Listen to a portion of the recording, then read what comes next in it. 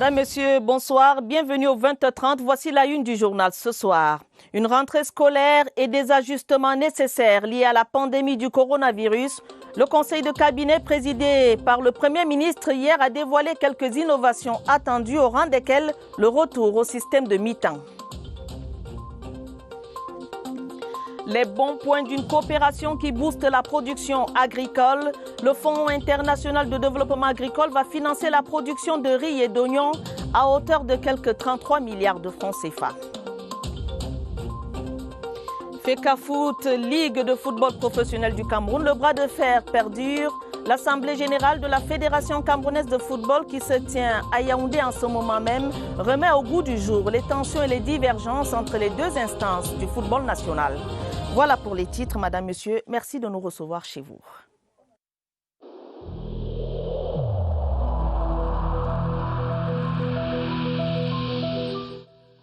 Le port du masque dans l'espace public restera obligatoire jusqu'à nouvel ordre.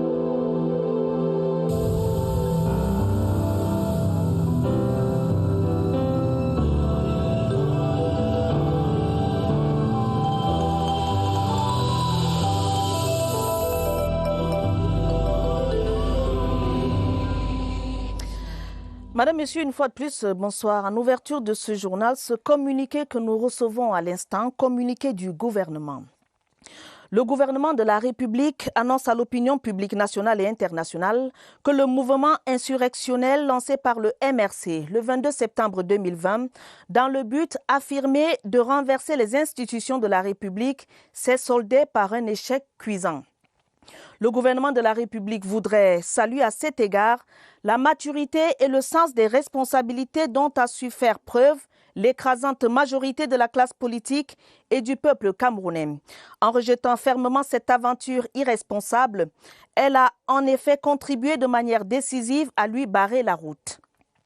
Le gouvernement se félicite également du fait que, malgré la volonté acharnée du MRC d'instrumentaliser le fait ethnique et de mettre en danger le vivre ensemble auquel sont viscéralement attachés les Camerounais, le rejet de son projet insensé ait été clairement exprimé par toutes les composantes sociologiques de notre nation du nord au sud et de l'est à l'ouest. Il exhorte les Camerounaises et les Camerounais à continuer à faire preuve en tout temps et en tout lieu de la tolérance et de l'hospitalité qui les caractérise et à ne pas imputer les agissements criminels d'une poignée d'aventuriers aveuglés par une ambition dévorante à un groupe ethnique quelconque. Le gouvernement de la République félicite les forces de sécurité qui ont su, avec professionnalisme et fermeté, résister aux provocations, maintenir l'ordre public et assurer la sécurité des citoyens et de leurs biens. Le gouvernement porte à la connaissance de l'opinion qu'à la suite des opérations de maintien de l'ordre lancées pour barrer la route à ce projet insurrectionnel, un certain nombre d'arrestations ont été effectuées.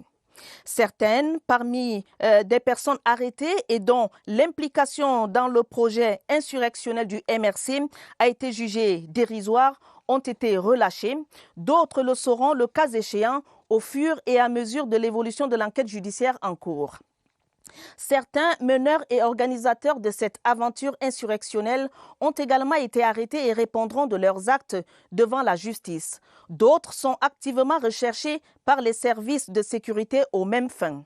La situation du leader du MRC fait l'objet d'un examen attentif par les instances judiciaires compétentes.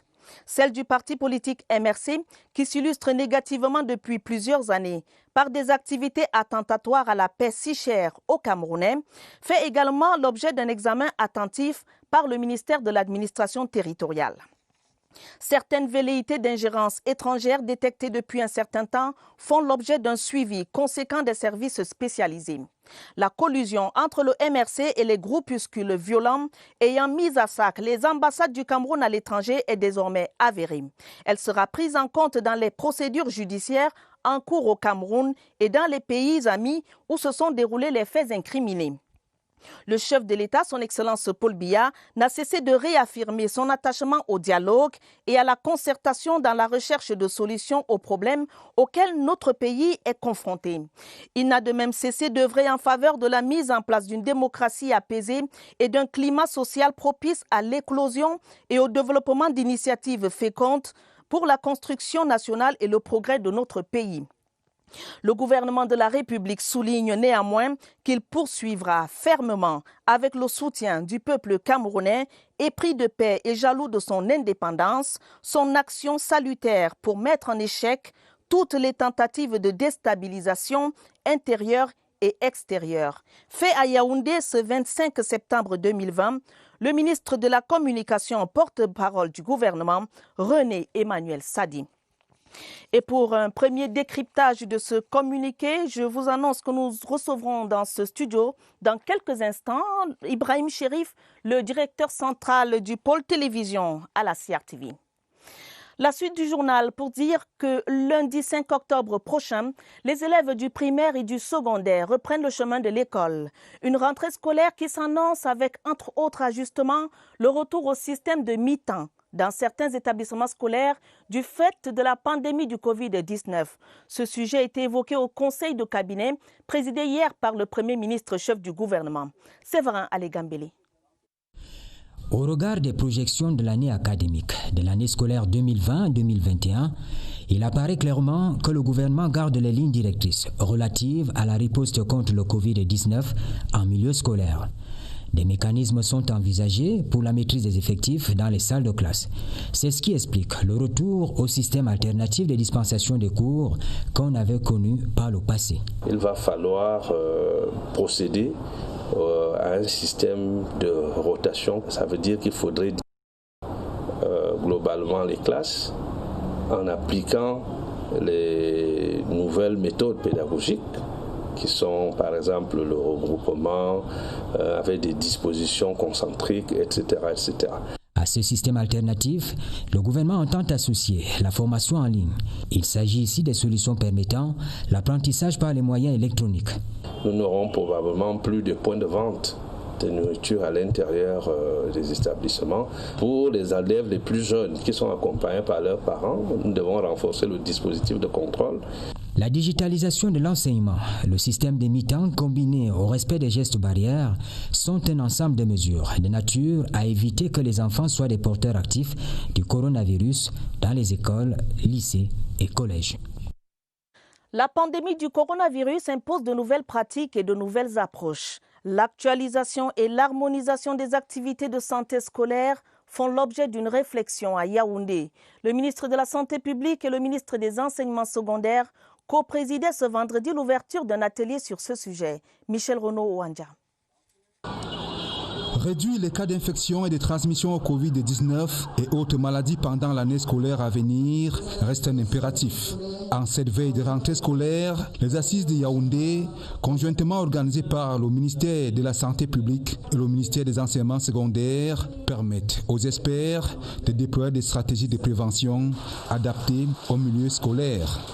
L'aspect alimentaire ayant un impact dans la prévention, un guide d'éducation nutritionnelle propre au contexte camerounais a été présenté.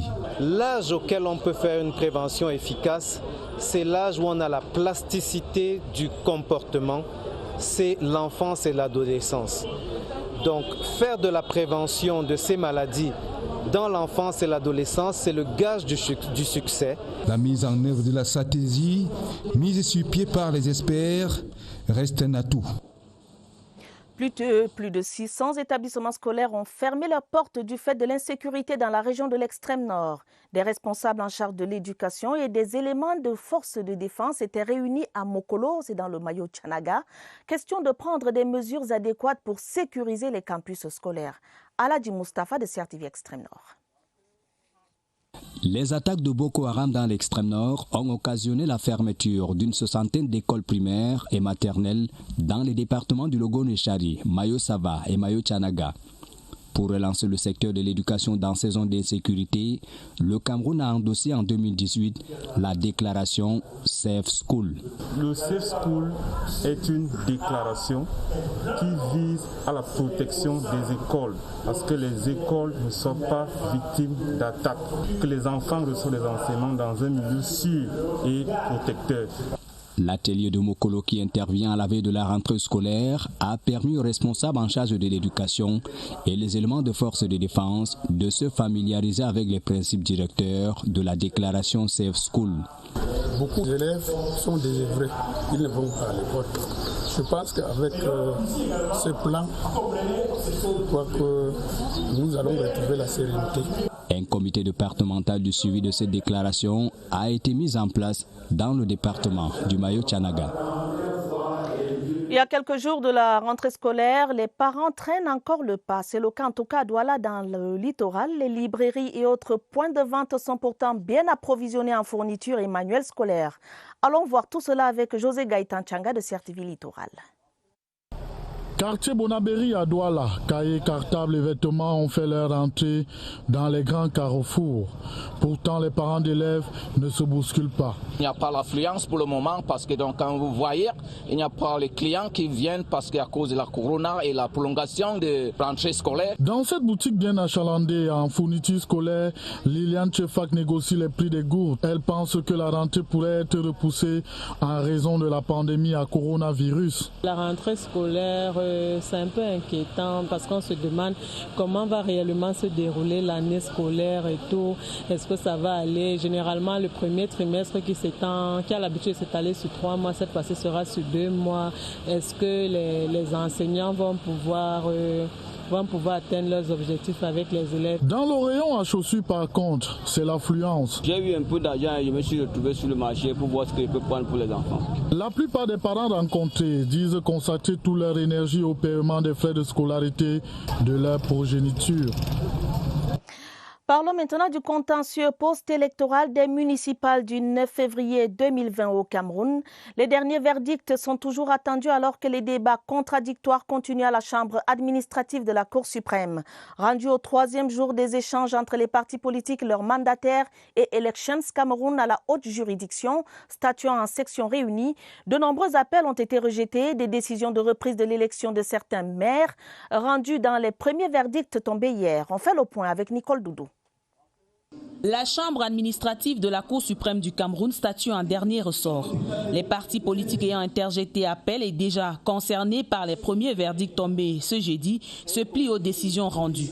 C'est le cas du Social Democratic Front SDF qui demandait l'annulation du scrutin municipal du 9 février 2020 dans les 2 régions, du nord-ouest et du sud-ouest. Tous ont été rejetés. Nous avons exposé, notamment pour les cas du sud-ouest et du nord-ouest. Le mouvement progressiste fonde sa requête devant la haute juridiction sur le coefficient mal calculé à la mairie de Douala premier. Dans le cas actuel, et donc nous avons interjeté appel, on a exclu les partis politiques ayant eu des suffrages dans le coefficient les permettant d'avoir la détermination de cet élément-là. Les débats continuent à la chambre administrative de la Cour suprême du Cameroun. Les derniers verdicts sont toujours attendus. Le marché financier de l'Afrique centrale a pris corps. Ce vendredi, un accord a été signé entre le gouvernement du Cameroun et la Bourse des valeurs mobilières de l'Afrique centrale. La signature et l'échange des documents entre le ministre Mbela Mbela et Jean-Claude Mboua, le directeur général de la Bourse, se sont déroulés en présence de plusieurs membres du gouvernement et des chefs de mission diplomatique des États de la SOMAC. William Badi. 2 signatures pour matérialiser l'accord de siège entre le gouvernement de la République du Cameroun et la Bourse des valeurs mobilières d'Afrique centrale. Sur scène, Jean-Claude Mboua, le directeur général de la Bourse, et le ministre des Relations extérieures, le jeune Mbela Mbela. Avec toutes les facilités que le Cameroun va offrir à la Bourse à Douala, nous sommes convaincus que nous allons davantage rayonner sur le plan régional.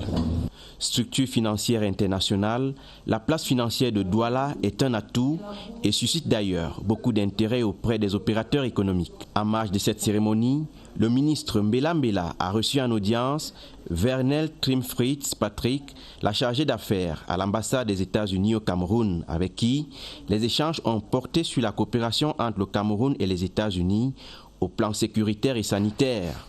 Autre diplomate reçu cette fois par le ministre délégué Félix Mbayou, l'ambassadeur Tsutomu Osawa du Japon.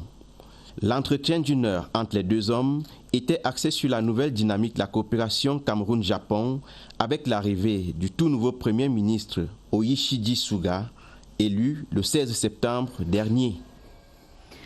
Les personnes âgées seront à l'honneur le 1er octobre prochain, journée internationale à elles consacrée. Le lancement des activités en prélude s'est déroulé ce vendredi sous la houlette de la ministre des Affaires sociales. Pauline Irène Nguéné a offert des kits sanitaires à certaines associations dans ce contexte de pandémie du Covid-19.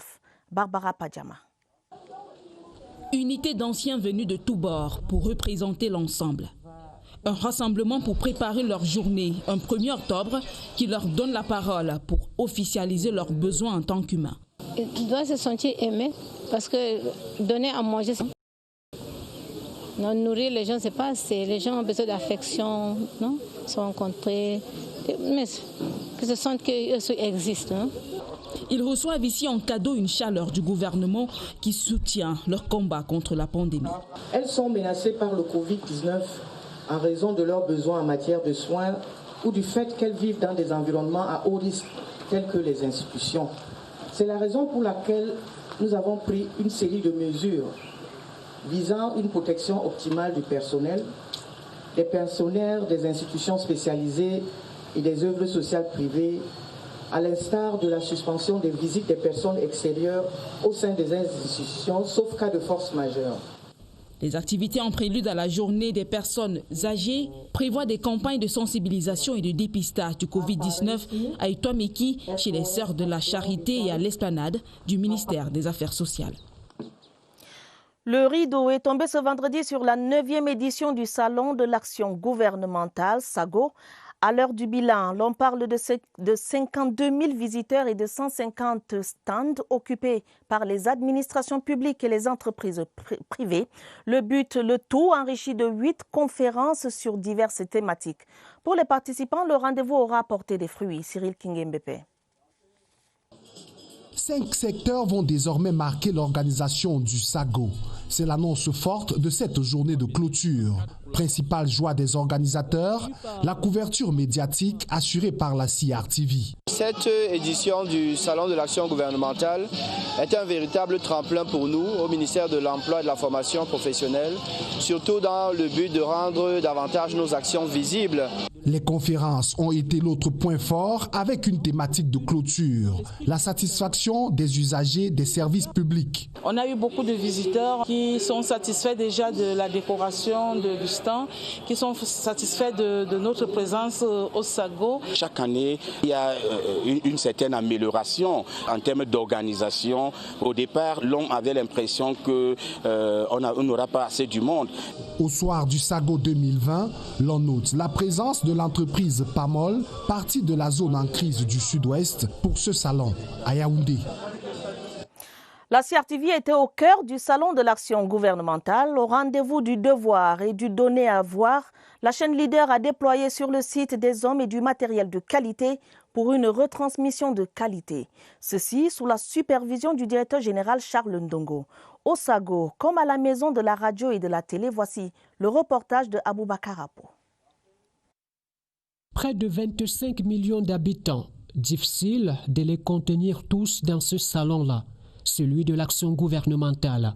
S'ils ne peuvent pas venir à lui, celui-ci ira vers eux. C'est du moins l'ordre de mission assigné à la CRTV, dont les maillons ont assuré la chaîne de transmission, jusque dans les domiciles. Objectif immense, moyen à la hauteur. L'entrée du palais des sports fait de la place aux stars, les Obi-Wan. Mais c'est juste la caisse à merveille. La vraie magie, c'est à l'intérieur. De caméramens à l'affût et de techniciens concentrés, un verbe revient, retransmettre. Oui, c'est le défi majeur. Faire vivre là-bas au plus près du réel ce qui se passe ici. Le tableau final est peint dehors, c'est le tout en un. La CRTV livre ses secrets. Services, programmes et instituts de formation. Une symphonie harmonieuse que supervise avec maestria le maître chœur Charles Ndongo. Au salon de l'action gouvernementale, comme à la maison, la CRTV a tenu le pari. La deuxième phase du projet d'appui au développement des filières agricoles peut désormais décoller. Le ministre de l'économie, Alamine Ousmane Meh, vient de signer un accord de financement avec le FIDA, le Fonds international de développement agricole. Montant de l'enveloppe 33 milliards de francs CFA. Il s'agira pendant 6 ans de booster la production de riz et d'oignons bulbes.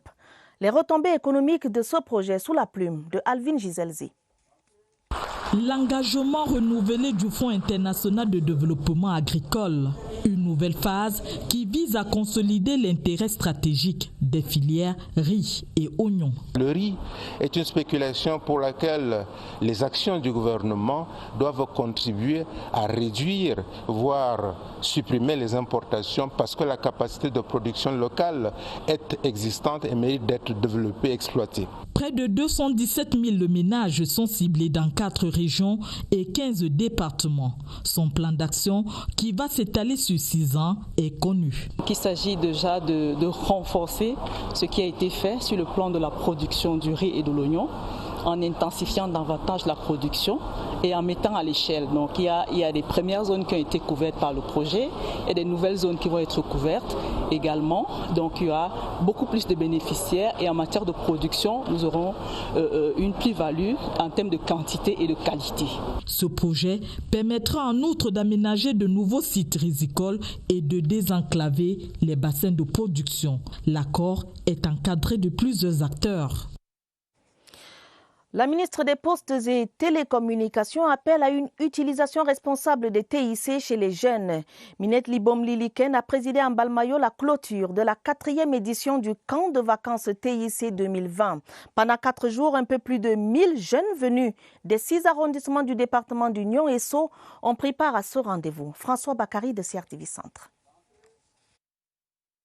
1030 jeunes venus des 6 arrondissements d'Union et Sceaux viennent d'être imprégnés sur les techniques de l'information et de la communication. Le camp de cette année a coïncidé avec l'avènement du coronavirus, d'où le thème, le téléenseignement, une réponse aux défis sanitaires, pratiques et opportunités pour les jeunes. La conjoncture actuelle nous l'impose, qu'il fallait déjà préparer la jeunesse à cette nouvelle forme alternative d'éducation et qui va devenir même la permanente avec le temps.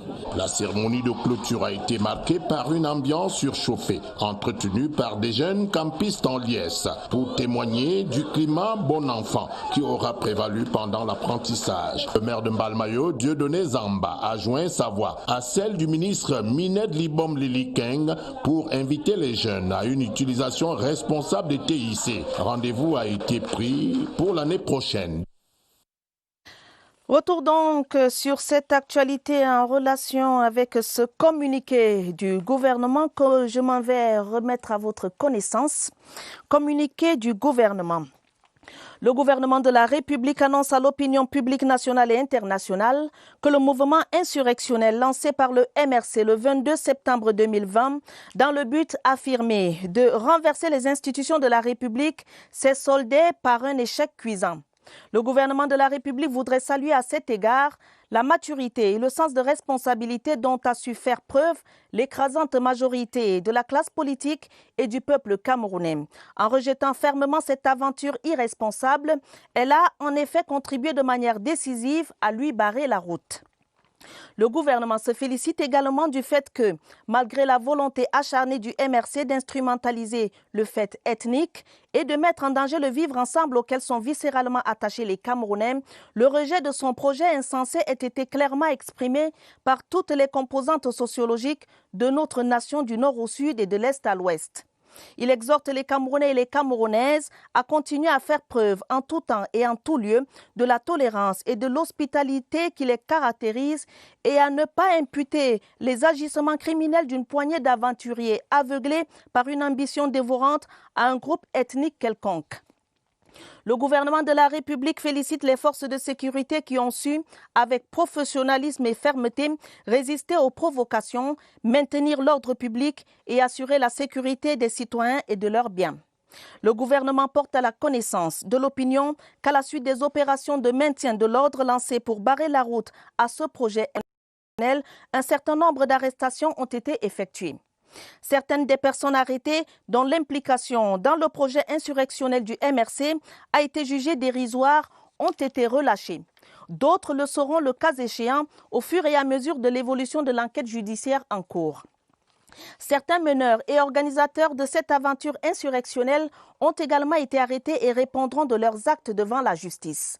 D'autres sont activement recherchés par les services de sécurité aux mêmes fins. La situation du leader du MRC fait l'objet d'un examen attentif par les instances judiciaires compétentes. Celle du parti politique MRC, qui s'illustre négativement depuis plusieurs années par des activités attentatoires à la paix, si chères aux Camerounais, fait également l'objet d'un examen attentif par le ministère de l'administration territoriale. Certaines velléités d'ingérence étrangère détectées depuis un certain temps font l'objet d'un suivi conséquent des services spécialisés. La collusion entre le MRC et les groupuscules violents ayant mis à sac les ambassades du Cameroun à l'étranger est désormais avérée. Elle sera prise en compte dans les procédures judiciaires en cours au Cameroun et dans les pays amis où se sont déroulés les faits incriminés. Le chef de l'État, son Excellence Paul Biya, n'a cessé de réaffirmer son attachement au dialogue et à la concertation dans la recherche des solutions aux problèmes auxquels notre pays est confronté. Il n'a de même cessé d'œuvrer en faveur de la mise en place d'une démocratie apaisée et d'un climat social propice à l'éclosion et au développement d'initiatives fécondes pour la construction nationale et le progrès de notre pays. Le gouvernement de la République souligne néanmoins qu'il poursuivra fermement avec le soutien du peuple camerounais épris de paix et jaloux de son indépendance, son action salutaire pour mettre en échec toutes les tentatives de déstabilisation intérieure et extérieure. Fait à Yaoundé le 25 septembre 2020, signé du ministre de la Communication, porte-parole du gouvernement, René Emmanuel Sadi. Et je reçois sur ce plateau Ibrahim Chérif, le directeur central du pôle TV de la CRTI. Ibrahim Chérif, vous êtes éditorialiste également. Bonsoir et bienvenue. Merci, bonsoir à vous, Atta. Alors, quelle première lecture vous faites de ce texte signé du porte-parole du gouvernement? Il faut dire d'emblée que le gouvernement a pris très au sérieux les appels à l'insurrection lancés par le MRC, le Mouvement pour la Renaissance du Cameroun, et son président, appuyé en cela par quelques autres acteurs de la scène politique nationale. C'est pour cela le gouvernement, s'est donné les moyens de faire échec aux agissements du MRC. Le gouvernement a mobilisé les forces de défense et de sécurité pour protéger la vie et les biens de la population. Donc les casses et autres violences attendues n'ont pas eu lieu. Dans l'ensemble du territoire national, la journée du 22 septembre 2020 a finalement été une journée quasi ordinaire, on va le dire comme ça. Autre certitude, le gouvernement confirme l'arrestation d'un certain nombre de personnes, celles dont l'implication dans le projet insurrectionnel du MRC a été jugée dérisoire, dixit le communiqué du gouvernement. Celles-là ont été rapidement libérées. Pour les autres, il faudra attendre l'évolution de l'enquête judiciaire qui a été ouverte. Plus clairement même, le gouvernement reconnaît que certains meneurs du mouvement ont été arrêtés et répondront de leurs actes devant la justice. On ne le dit pas souvent dans ce pays. Plus clair encore, la situation du leader du MRC fait l'objet d'un examen attentif par la justice. La situation du MRC, le parti que dirige Maurice Kamto, qui est mise en cause, fait également l'objet d'un examen attentif par les services du ministère de l'administration territoriale, ici donc au Cameroun. Comprenne qui voudra. Autre certitude soulignée avec force dans le communiqué du gouvernement, la collusion avérée entre le MRC et les groupuscules violents qui s'étaient attaqués à nos ambassades à l'étranger. Vous vous rappelez l'épisode de la Basse, notamment en France, en Allemagne et quelques autres pays. En somme, on constate que c'est un gouvernement qui affronte avec beaucoup de lucidité les derniers événements survenus dans notre pays, Le gouvernement informe les Camerounais de la gestion de ces menaces. Il annonce aussi avec beaucoup de célérité les mesures déjà prises et aussi celles à venir pour rassurer les Camerounais sur le fait que malgré ces coups de boutoir, le navire Cameroun maintient lui son cap. Ibrahim Chérif, qu'en est-il de l'ingérence étrangère dans les affaires intérieures du Cameroun? On l'a vu tout au long de ces jours-ci sur les réseaux sociaux, des personnalités influentes de certains pays amis se sont prononcées sur ce qui se passe au Cameroun. Pas dans l'objectif d'apaiser les tensions, mais plus en apportant plus ou moins clairement leur soutien à ceux qui veulent mettre le feu au Cameroun. Le gouvernement en est conscient et manifestement veut se donner les moyens de tirer toutes les conséquences de ces inimitiés. On constate également que le gouvernement condamne ce qu'il a appelé la volonté acharnée du MRC d'instrumentaliser le fait ethnique. Il nous semble qu'il s'agit là d'une ligne rouge à ne pas franchir. En filigrane, on comprend que le gouvernement ne laissera personne encourager le tribalisme et instrumentaliser, comme il dit, son appartenance à telle ou telle autre ethnie du Cameroun. Il est heureux que l'échec des marches insurrectionnelles donne suffisamment de force à l'État pour se constituer en digue infranchissable pour ceux qui pensent que le fait ethnique peut être un tremplin dans la lutte pour la conquête du pouvoir au Cameroun. Le vivre ensemble dont on parle tous les jours dans notre pays ne doit pas être qu'un slogan. Il faut se donner les moyens de l'imposer aux Camerounais.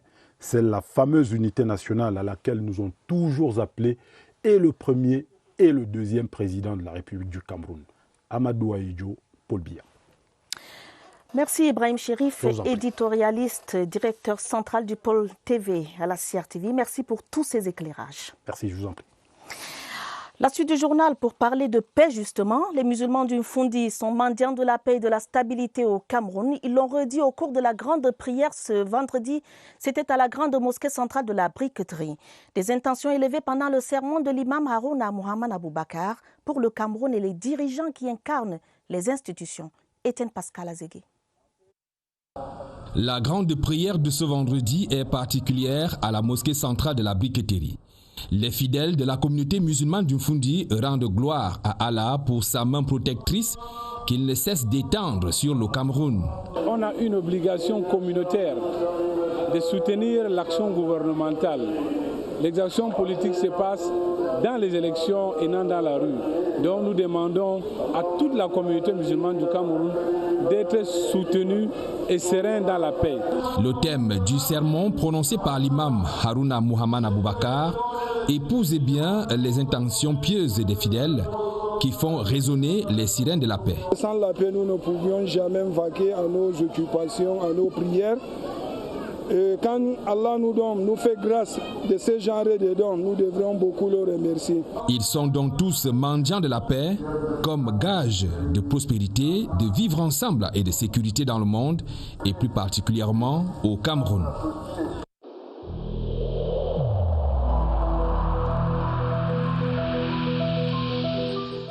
N'oublions pas que la négligence d'une seule personne peut nuire gravement à l'ensemble de la communauté.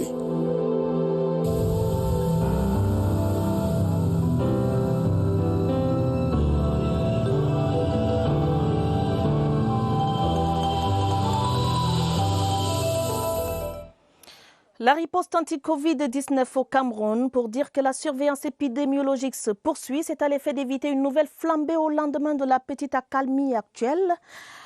Évariste Yenga et son invité nous en diront davantage. Ils sont en centre des opérations d'urgence de santé publique à Yaoundé. Bonsoir Évariste Yenga. Que doit-on retenir ce soir ?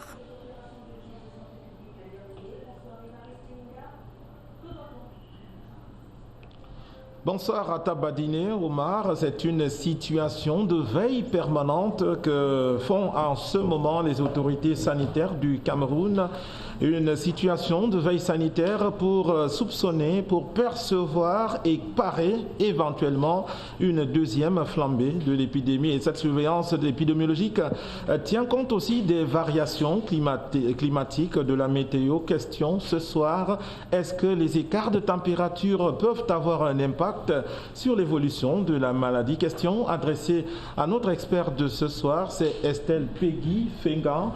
Docteur, bonsoir. Bonsoir. Vous êtes médecin généraliste. Dites, est-ce que selon qu'il fait chaud ou froid, cela peut avoir une influence sur les malades Covid? En effet, les études menées jusque-là ne nous permettent pas de trancher, mais les patients Covid symptomatiques que nous avons dans la pratique présentent généralement souvent des symptômes ou des signes respiratoires, lesquels signes peuvent être majorés quand il fait froid. Il n'y a pas de conclusion à tirer pour le moment. Et la transmission, maintenant, dites, la propagation est-elle freinée dans les zones chaudes si l'on tient compte des chiffres assez bas dans le septentrion? Il est vrai que la prévalence de la maladie dans le septentrion est assez faible. Cependant, nous ne pouvons pas affirmer avec certitude qu'il existe une réelle association entre la température et la propagation du virus. Cependant, vu que c'est une nouvelle pandémie et que les recherches sont en cours, nous espérons que d'ici là, on pourra avoir des réponses à cette question. Docteur Estelle Peggy Fengan, merci pour le déplacement et surtout la disponibilité et davantage pour vos contributions. On a pu le retenir, pas de conclusion sur les impacts éventuels des écarts de température sur l'évolution de la maladie. Le champ de la recherche concernant le coronavirus est encore vaste et encore en chantier. À vous le plateau. Merci Évariste. On a retenu la recherche sur le Covid-19 se poursuit. Bonne soirée à vous sur place. L'hôtel Sawa, aux côtés du personnel soignant de l'hôpital militaire de Douala, cet établissement hôtelier a offert un buffet aux soldats en blouse blanche. Question de témoigner à ces personnels soignants, reconnaissance et encouragement dans la lutte contre le Covid-19. Les détails avec José Gaïtan Changa de CRTV Littoral. Moment de récréation et de convivialité dans la cour de l'hôpital militaire de la région de santé numéro 2 à Douala. Pour l'occasion, le personnel de cet établissement sanitaire a troqué blouses et treillis pour des tenues de ville. L'hôtel Sawa a offert un repas aux soignants, une manière de saluer leur dévouement dans les soins aux malades civils et militaires, tout particulièrement en période de crise sanitaire. C'est un partenariat qui est là depuis des décennies. Donc, s'ils sont venus nous voir aujourd'hui, c'est simplement pour nous dire qu'ils sont là, ils voient ce que nous faisons et pour nous encourager. L'établissement hôtelier public vieux de 42 ans reste numéro 1 dans la restauration et l'hébergement dans la région du littoral et compte le rester. Tout y est mis en œuvre pour conserver ce rang. L'hôtel Sawa a mis en place tout un protocole, n'est-ce pas, de protection de sa clientèle, de ses salariés et de tous ceux qui transitent par l'hôtel de façon permanente. Ce protocole est constitué principalement des mesures barrières, dont la distribution des masques à notre clientèle, la mise à disposition dans tous les lieux publics de l'hôtel des gels hydroalcooliques, la désinfection totale de l'hôtel à 2 reprises pour, n'est-ce pas, nous prémunir contre toutes les bactéries éventuelles. Et aussi, nous avons organisé des tests grande nature pour l'ensemble de nos clients résidents et aussi pour tout notre personnel. L'hôtel Sawa reste ouvert au public malgré la pandémie à coronavirus, mais recommande le respect scrupuleux des mesures barrières à ses clients. L'agenda culturel du week-end, les artistes vous proposent un week-end coloré et cela commence ce soir à Yaoundé avec Lady Ponce, Mister Léo et le groupe Ex-Malaya en live au Katios et à la Sanza. Samedi, un concert géant pour la paix dans le nord-ouest et le sud-ouest sera donné à la cathédrale sanctuaire Saint-Archange à Raphaël de Mvan, ici même à Yaoundé. Barbara Padjama déroule le menu. Bikouti taillé à la mesure de la ponceuse. Lady sort du lourd ce soir à la Sanza à Yaoundé. Un live qui débranche les platines.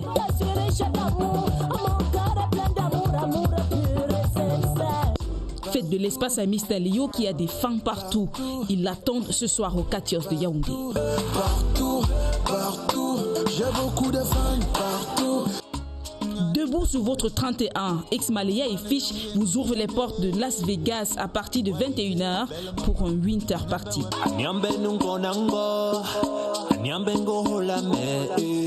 Et samedi dès 19h, Ex-Malaya encore, John Duchamp, Lucky et plusieurs chorales vont prier pour la paix dans le nord-ouest et le sud-ouest au sanctuaire Saint-Archange Raphaël de Mvan, chef d'orchestre Père Pascal Baïha Basson.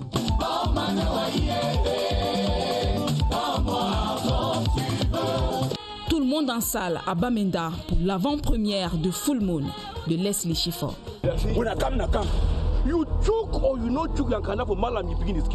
Sortez couverts. C'est bien noté, Barbara. Parlons de sport et plus précisément de l'Assemblée générale de la FECAFOOT. Après la sentence du TAS, le tribunal arbitral du sport, prononcée le 14 septembre dernier, on a pensé voir le feuilleton FECAFOOT League s'acheminer vers une fin consensuelle. La Fédération camerounaise de football ayant pris acte de la décision du tribunal arbitral de sport a concédé l'organisation du championnat à la Ligue. Cependant, l'instance fêtière du football camerounais a pris la résolution de nommer un secrétaire général et un directeur financier à la Ligue. Une résolution contestée par le général Pierre Semengue, le président de la Ligue. Nous reviendrons sur cette information dans nos prochaines éditions de journaux.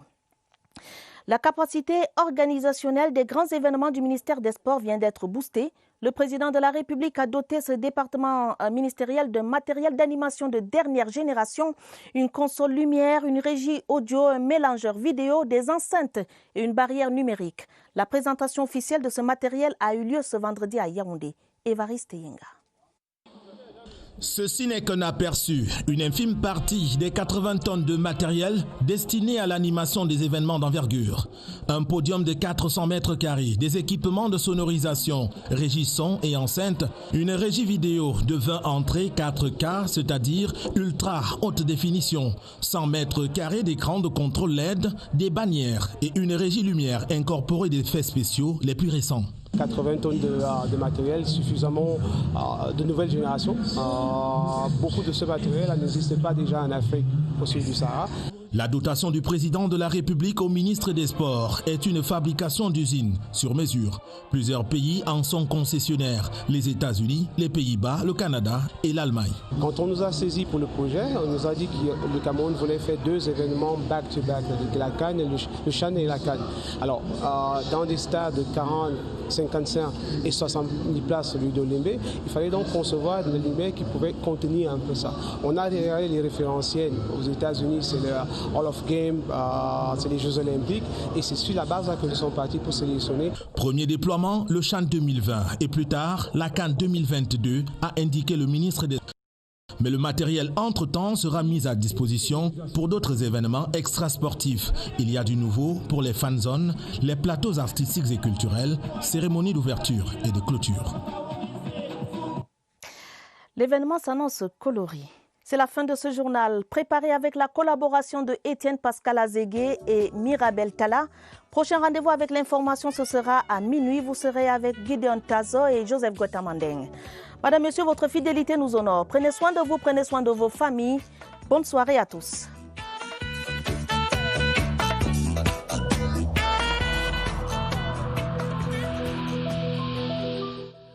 Il est essentiel que les mesures qui ont été indiquées soient absolument respectées par chacun de nous. Lavez-vous régulièrement les mains à l'eau et au savon ou à l'aide d'un gel hydroalcoolique.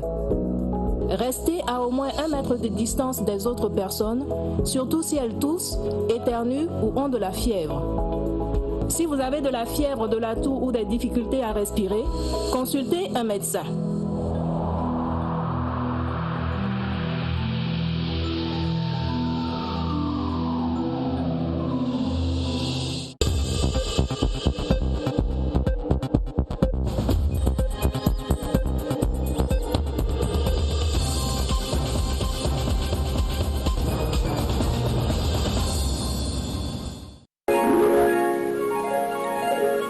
TV News, ici, toute l'info.